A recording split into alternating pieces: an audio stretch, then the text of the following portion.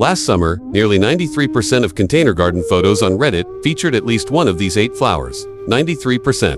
And here's the kicker. Half of those posts were titled, "What am I doing wrong?" If you've ever asked yourself the same question, you're not alone. It's not that you're a bad gardener. It's not that you're neglecting your plants.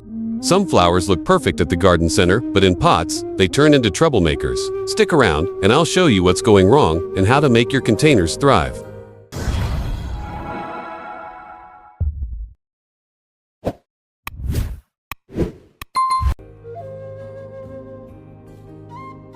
For 12 years, I've crammed about 300 pots onto this Brooklyn balcony. I've coaxed flowers out of concrete cracks and even turned a fire escape into a hummingbird highway. But I've also planted 8 flowers that basically laughed in my face. They wilted, they invaded, they drained my weekends and water bills, and still looked miserable. Stop before you buy some plants hate pots, and you'll hate them too. Petunias tempt you with ruffles and stripes, but in pots they collapse fast one storm and they look like wet tissues. They hate humidity, hate wet leaves, and need non-stop trimming. Want the same color without the drama? Choose Calabracho a million bells. I thought Dusty Miller would give me that sleek, silvery contrast next to bright Salvias. Instead, it looked like someone sprinkled baking soda all over my pots. It reflects so much light that every neighbor plant looks washed out, and by midsummer, it turns into stiff, woody sticks. If you want silver that actually works, try licorice plant soft trailing and gorgeous with everything. Lobelia promises rivers of cobalt. But one hot day, and it faints like a Victorian lady stems beige, flowers crisp. Nothing revives it. Save yourself the heartbreak plant for Bina Homestead Purple. It thrives in heat and feeds the butterflies. Shasta daisies look innocent with their white petals and yellow centers but in a pot. They're bullies. By spring, the roots swell like a turkey. They steal every drop of water and even crack the container. Want white blooms without the chaos? Try narrow leaf, zinnia, white star, compact, polite, and blooming till frost.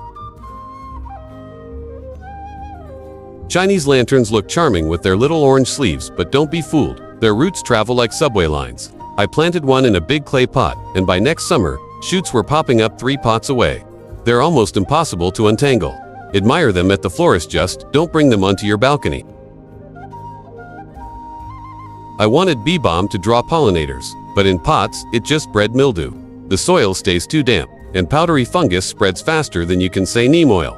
By August, it triples in size, flops over, and smothers smaller plants. Skip the headache plant dwarf catmint walkers low instead. Bees love it, mildew avoids it, and it stays neat and compact. People say, grow mint in a pot so it won't take over your garden. What they don't tell you is the pot becomes a war zone. The roots swell, water can't soak through, inner stems rot, and the outer ones sneak out the drainage hole. When I pulled mine in September, the roots circled like a brain scan. If you need mint, treat it like an annual harvest hard, compost in fall, or just buy a grocery store plant and save yourself the heartbreak. Irises give you maybe 5 dazzling days, then leave nothing but green swords the rest of the year.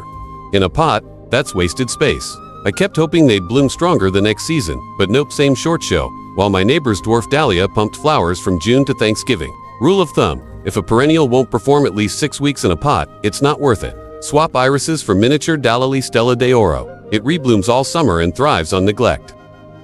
Smash that thumbs up if you've ever blamed yourself when the plant was really the problem. And drop a comment, tell me which flower broke your heart the hardest. If you want containers that actually cooperate, grab my free cheat sheet of 50 balcony-proof blooms. The links below. Look, I still mess up every gardener does, but I've stopped letting these 8 prima donnas steal my weekends or my soil budget. Choose plants that truly respect container life, and they'll reward you with color, pollinators, and the simple joy that made you drag home that first terracotta pot. Plant smarter, and may your only regrets be the empty seed packets you forgot to post on Instagram. Thanks for watching. Happy nice day.